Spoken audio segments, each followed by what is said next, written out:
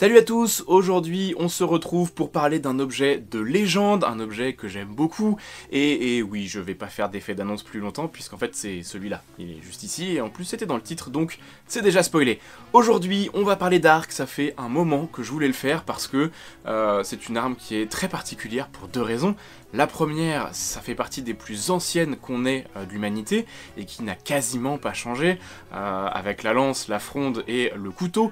On a ici une arme qui a plusieurs milliers d'années, qui a servi à la chasse, à la guerre et pour les loisirs pendant littéralement des millénaires, c'est quand même assez incroyable. Faut vous dire quand même que la dernière utilisation d'arc pour le combat en termes militaires, c'est à peine le siècle dernier, donc c'est encore tout récent, ça a quelques années. Et voilà, donc du coup, je trouve que c'est une arme qui est assez fascinante. En plus de ça, c'est assez chouette de pouvoir en parler pour une raison très simple, c'est que on voit des arcs partout, que ce soit au cinéma, à la télé, dans les séries, dans les jeux vidéo. C'est une arme, on a l'impression qu'elle est assez familière et qu'on connaît plein de choses dessus, mais au final, il y a beaucoup d'idées reçues sur les arcs, et c'est de ça dont on va parler aujourd'hui avec ce petit top 8. Oui, j'ai voulu faire 8 parce que 10 ça fait un peu long, mais vous allez voir que j'ai un peu craqué. Salut! Je sais pas si vous me reconnaissez, je suis le monteur d'histoire appliquée en fait. Oui, je ressemble vachement au gars dans le fauteuil, mais c'est un hasard. En fait, au moment du montage, je me suis rendu compte qu'au lieu de faire un top 8, on avait fait un top 15, que la vidéo est donc beaucoup trop longue, elle fait plus de 45 minutes. Donc au lieu d'en sortir une, eh bien je vais en faire deux, donc vous aurez une partie 1, une partie 2, qui vont sortir d'une semaine sur l'autre. Voilà, donc ne vous inquiétez pas si ça a l'air bizarre quand vous regardez cette vidéo, mais amusez-vous bien quand même. Salut! Avant ça, on va parler un peu du sponsor du jour, parce que c'est à nouveau World of Warship qui a décidé de sponsoriser cette jolie vidéo sur les arcs. Alors comme j'habite sur un bateau de 1940 et que je parle d'histoire, c'était finalement assez logique de faire une sponsor pour un jeu qui met en scène des batailles navales au siècle dernier. Dans World of Warship, le but du jeu est donc de prendre les commandes d'un navire de guerre du siècle dernier et de partir à l'aventure lors de batailles navales complètement immersives. Si j'insiste sur l'immersivité, c'est parce que c'est ce qui, moi, me frappe le plus à chaque fois que je joue au jeu, que ce soit la météo qui change, les sons, les ambiances, les décors qui sont dingues, et ben c'est vraiment prenant. Et avec 400 bateaux historiques sur 11 nations, vous allez probablement trouver votre bonheur en termes de stratégie et de style, d'autant que les créateurs ont fait un vrai travail sur la justesse des modèles. En ce moment, le jeu offre pas mal d'avantages aux nouveaux joueurs si vous voulez vous y essayer, avec le code Vive la France ou avec le lien en description. Vous allez avoir accès à des bateaux exclusifs, de la monnaie de jeu, et énormément d'avantages pour commencer et découvrir World of Warship dans les meilleures conditions. Alors si vous avez toujours rêvé de parcourir les 7 mers et qu'on vous appelle capitaine, jouer au jeu est peut-être la solution la plus rapide et la plus simple pour y parvenir. C'est peut-être la solution la plus sûre aussi. Comme d'habitude, si vous voulez essayer le jeu, c'est entièrement gratuit, tous les liens sont dans la description, et merci à World of Warship d'avoir sponsorisé cette vidéo, c'est bien pratique en ce moment parce que je vous prépare un petit projet qui a nécessité l'achat d'une vingtaine d'arbalètes. Oui, c'était pour le travail, du coup.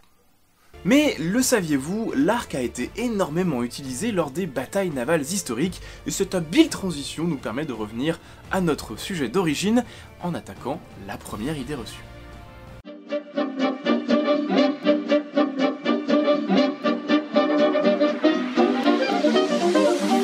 Pas besoin d'avoir beaucoup de force pour maîtriser un arc de guerre, ça c'est une idée reçue qui a été énormément popularisée par les jeux vidéo.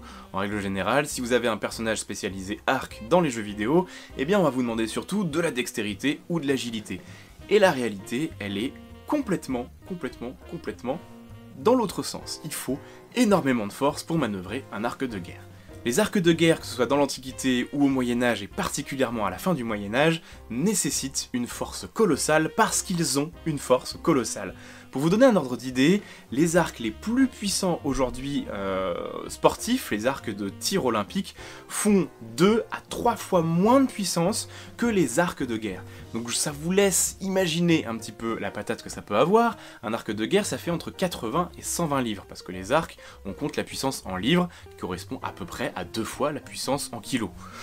Voilà pour les détails, mais notez que c'est des puissances qui sont colossales, sont tellement colossales qu'on a retrouvé sur des archers de la fin du Moyen-Âge, des archers professionnels, des corps qui étaient complètement détruits, complètement modifiés, complètement abîmés par ces arcs d'une puissance considérable, parce que le corps humain ne peut pas tirer éternellement avec des arcs d'une puissance aussi importante sans être modifié profondément. C'est assez impressionnant parce que pour nous c'est assez contre-intuitif.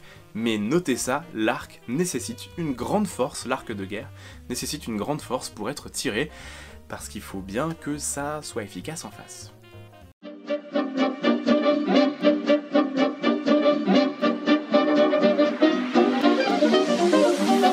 Alors le carquois dans le dos, il est assez répandu grâce à la figure de Robin des Bois, mais il vient avec une autre idée reçue, qui vient aussi de Robin des Bois. C'est l'image de l'archer un peu romantique, l'archer tout seul, l'archer super fort, l'archer sniper, l'archer commando, l'archer tout ce que vous voulez, qui va combattre seul et changer le cours d'une bataille en claquant des doigts.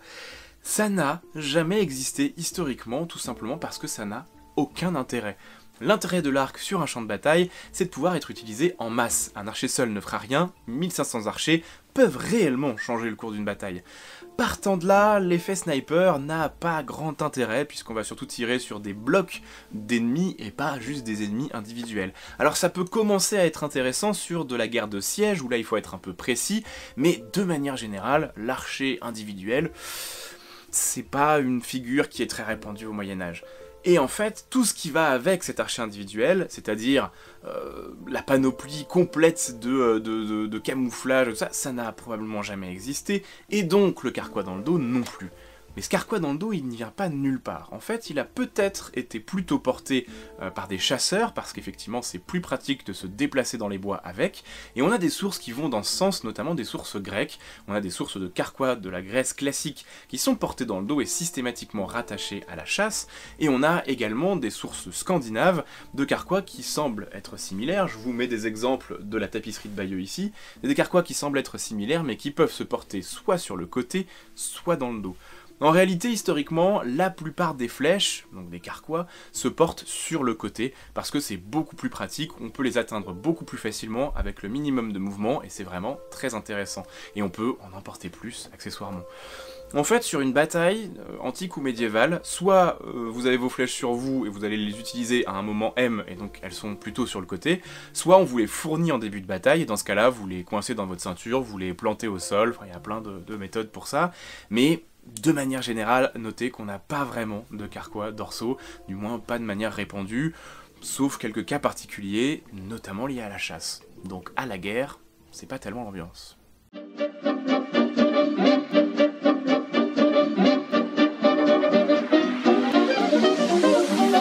Dans les films, les séries et les jeux vidéo, il y a quelque chose de très important, il faut que le héros, que ce soit vous ou quelqu'un d'autre, puisse dégainer son arc tel le cow-boy de western basique et tirer immédiatement ensuite. Voilà, quoi qu'il puisse se passer, il doit pouvoir dégainer très vite et tirer ensuite.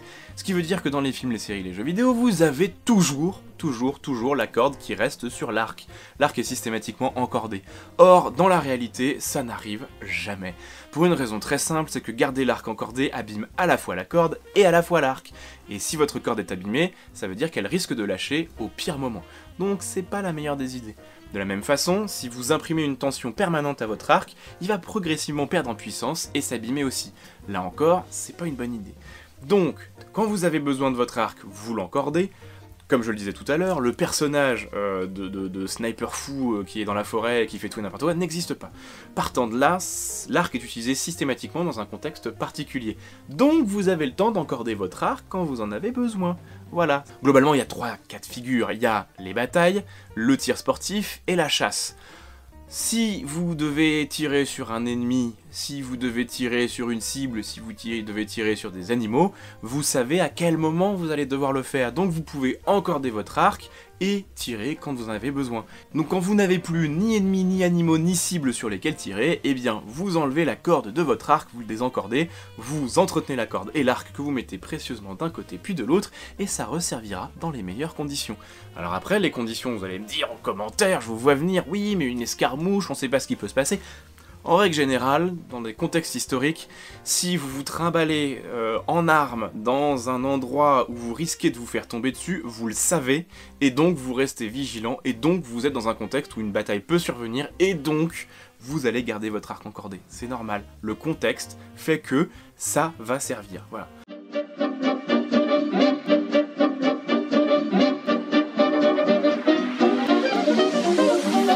Le tir en cloche, le tir parabolique, n'aurait pas été utilisé dans l'histoire, et en fait ne serait pas assez efficace, pas assez intéressant, et ce serait une idée reçue que de penser, de voir dans les batailles, en tout cas les grands tirs paraboliques, les grands tirs en cloche.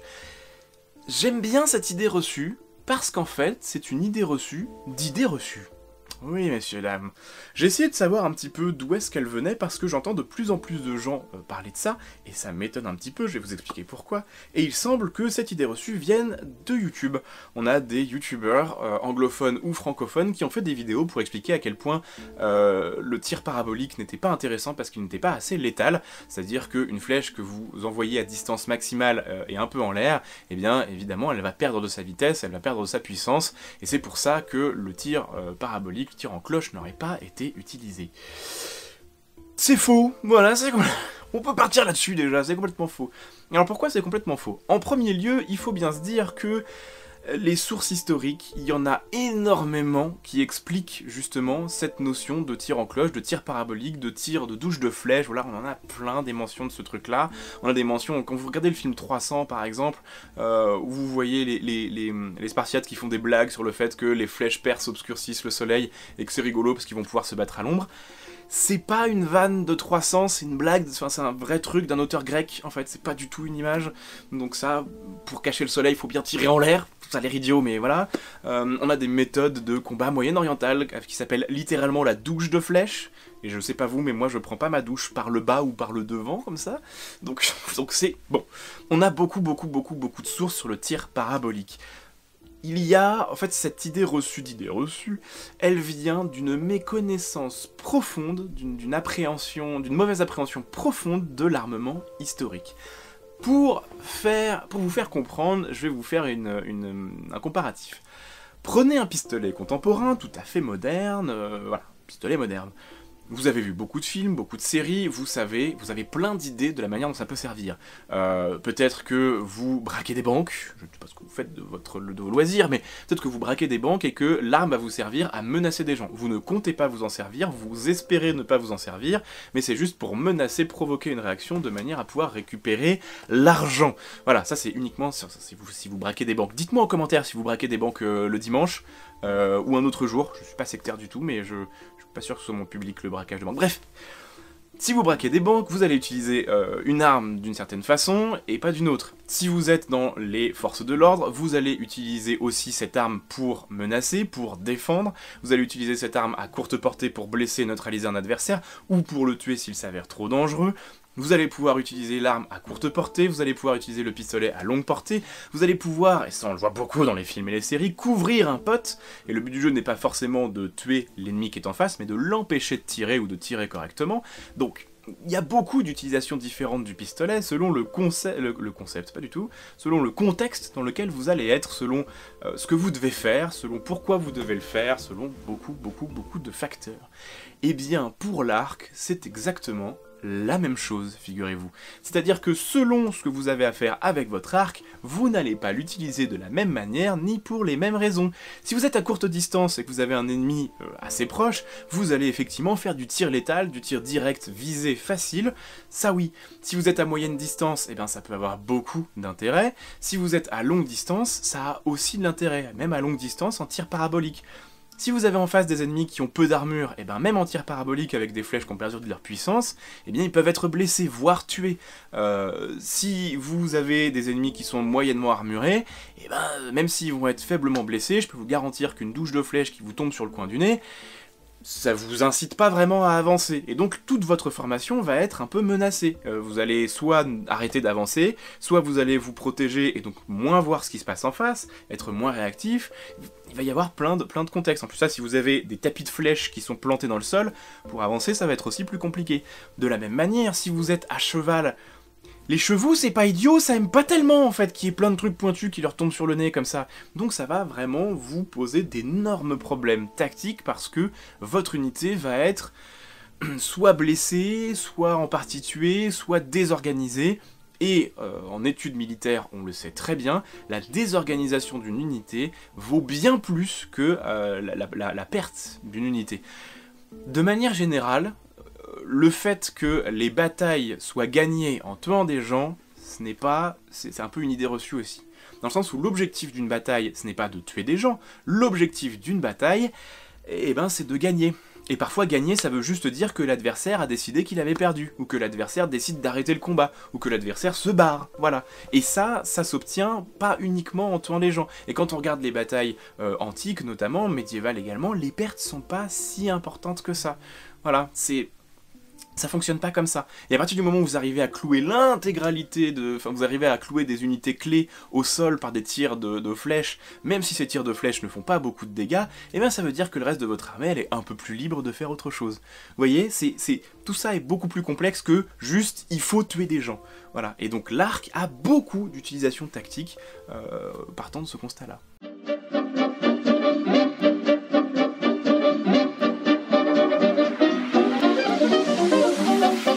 Oui, on peut tirer 10 flèches à la minute, certaines sources parlent même de 12, moi-même avec le peu d'entraînement que j'ai, les 10 j'y arrive, donc autant vous dire qu'un archer professionnel, ça ne lui poserait aucun souci, même tirer en puissance, ça ne poserait pas de problème.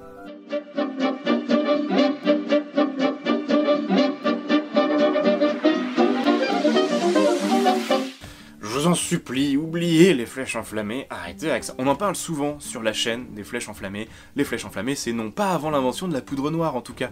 Donc en Europe, avant le 14 ou 15e siècle, il n'y a pas de flèches enflammées. Et les sources qu'on a, qui parlent de tentatives de flèches enflammées, nous disent très clairement, c'est foireux. Ça ne fonctionne pas, c'est pas assez intéressant, et il existe plein d'autres méthodes pour arriver à faire mieux. Donc, pas de flèches enflammées, vous oubliez. Voilà, le cinéma trouve ça très beau, mais dans les faits, pas très efficace cette histoire.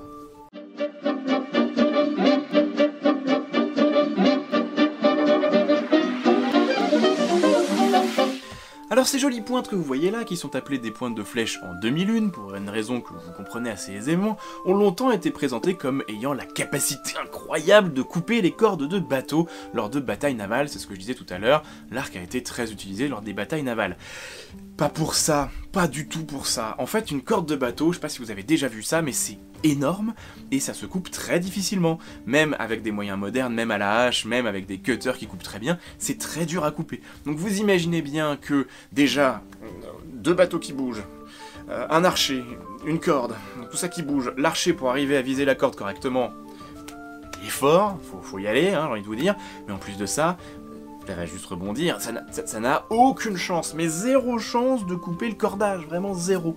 En fait, ces pointes-là, elles sont plus probablement des pointes de chasse. Il existait différents types de pointes, énormément de types de pointes, pour la guerre, pour la chasse, pour la pêche, pour plein de contextes, et en fait, ces pointes-là sont probablement des pointes de chasse qui permettent de faire saigner le plus possible l'animal, de manière à ce qu'il se fatigue, et que le chasseur se fatigue moins à lui courir après.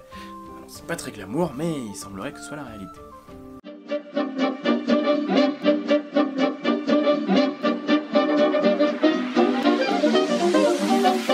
On l'a dit tout à l'heure, les puissances des arcs de guerre sont absolument considérables et nécessitent une force démentielle pour les tirer, donc vous imaginez bien que tenir un arc de guerre pendant 1000 ans comme ça en attendant que le scénario décide de ce qui va se passer, c'est pas possible, ça n'arrive pas. Aujourd'hui, on a l'habitude de voir du tir sportif où l'idée c'est de bander son arc, puis de viser, et ensuite de tirer quand on le sent. Dans l'histoire, on tire plutôt à l'instinctif, on appelle ça à l'instinctif aujourd'hui, c'est-à-dire qu'on commence par viser, et une fois qu'on sait là où on veut tirer, on va, dans le même mouvement, bander, tirer sa flèche. Ça évite d'avoir la tension trop longue, ce qui nous fatiguerait et qui serait intenable en réalité sur les arcs de guerre. Voilà, et c'est la mécanique du tir qu'on a apprise avec beaucoup d'entraînement qui va permettre de savoir comment positionner l'arc pendant qu'on le bande par rapport à là où on veut viser, tout simplement. Et c'est pour ça, c'est aussi un des avantages de l'arc sur l'arbalète, enfin de l'arbalète sur l'arc, pardon, c'est que l'arc nécessite un long apprentissage, alors que l'arbalète, beaucoup moins. Donc tenir son arc bandé pendant 1000 ans, c'est très présent dans les films, les séries, les jeux vidéo, mais il faut oublier. Salut, c'est à nouveau moi le monteur. La vidéo est désormais terminée, comme je vous disais, je vais la couper en deux, vous aurez un deuxième épisode la semaine prochaine ou la semaine d'après. On va parler de la puissance des arcs et de l'efficacité des arcs qui est souvent mal comprise, mais également de la légende du longbow anglais, est-ce que c'est vraiment l'arc ultime ou pas du tout, et de plein d'autres choses, vous allez voir, ça va être super cool. N'hésitez pas à me dire en commentaire s'il y a des choses dont vous voudriez que je parle sur l'arc et que j'ai pu oublier. N'hésitez pas non plus à me dire si vous voulez que je parle d'une autre arme, parce que, eh bien, ces petits formats, c'est assez chouette, ça fonctionne assez bien, et du coup, ça fait du bien à la chaîne. D'ailleurs, pour faire du bien à la chaîne et pour me soutenir, n'oubliez pas les abonnements, c'est très important, les likes, les partages, surtout les partages, et puis petits commentaires. hein, n'hésitez pas. On se retrouve très rapidement pour une nouvelle vidéo. En attendant, n'oubliez pas évidemment que l'histoire est vivante. Ladies and gentlemen.